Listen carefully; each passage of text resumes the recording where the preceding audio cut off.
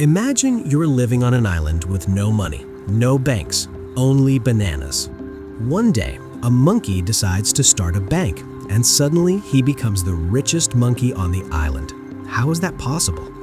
On this island, monkeys use bananas as money. Every monkey works hard, climbs trees, and collects bananas just to survive.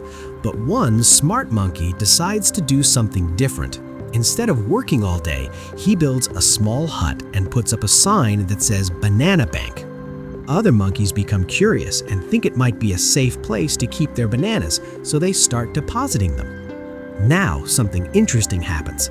The bank monkey suddenly has hundreds of bananas, but he doesn't just store them. Instead, he starts lending them. One monkey comes and asks for 10 bananas, and the bank agrees, but says he must return 12 later. That extra 2 bananas is called interest. More monkeys come, more bananas are borrowed, and every time they have to return more than they took. Slowly, the bank monkey starts earning more and more bananas without climbing a single tree.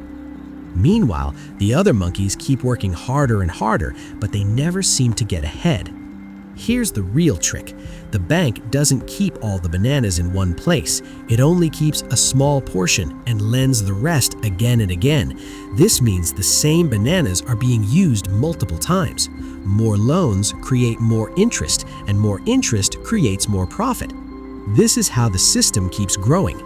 And this is exactly how real banks work. People deposit their money, banks lend that money to others, and they earn interest from it. That's why banks become so powerful. They don't just store money, they control the flow of it. So remember, the ones who understand money are the ones who control the system.